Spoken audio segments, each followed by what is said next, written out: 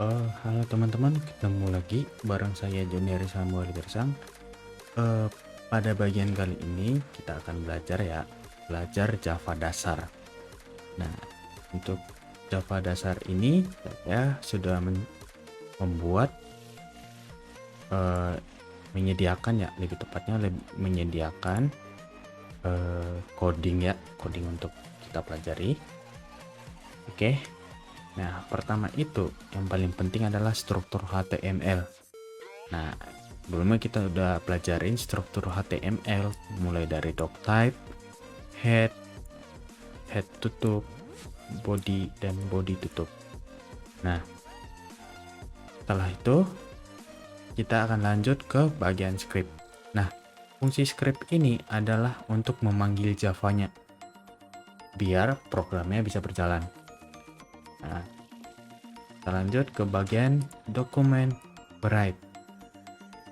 Dokumen.write. Nah, dokumen.write ini fungsinya untuk menampilkan.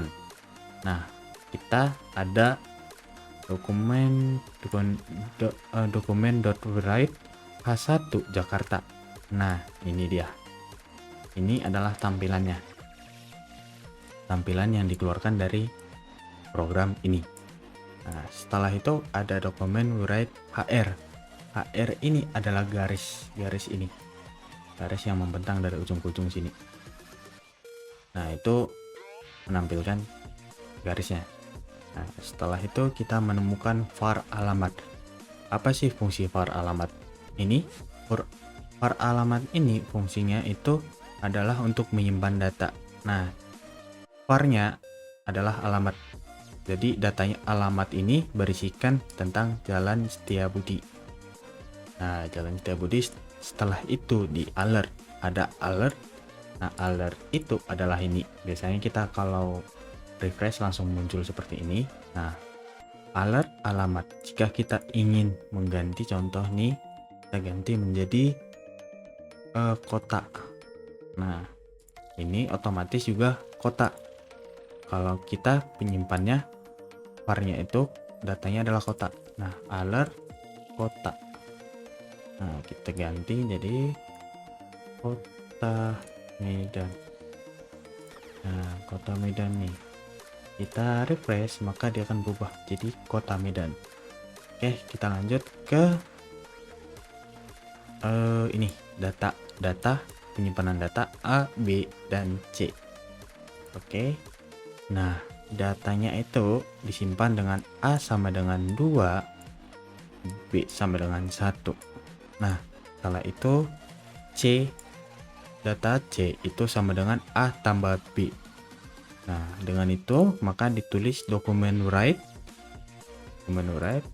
A terus tambah B sama dengan C. Jangan lupa untuk memberikan koma untuk pemisah, dan jika dia tanda beri titik ketik 2. Nah, setelah itu var IPK sama dengan C. Jadi data IPK sama dengan C. Nah, ini kita menggunakan fungsi if, else, if, dan else. Nah, jika if IPK-nya lebih dari 35, maka dokumen write akan menampilkan beasiswa full. Else if IPK-nya lebih dari 3,0, maka dia akan menampilkan beasiswa 50%. Dan else dokumen akan menampilkan tidak ada beasiswa. Nah, untuk didesain yang pertama ini, dokumen write A tambah B sama dengan C, itu adalah ini. Nah, A ini adalah A, ini adalah B, dan ini adalah C. Nah, setelah itu ini untuk fungsi tidak beasiswa itu adalah ini. If, else, else if, dan else. Nah, jika kita ubah nih datanya, contoh nih, datanya menjadi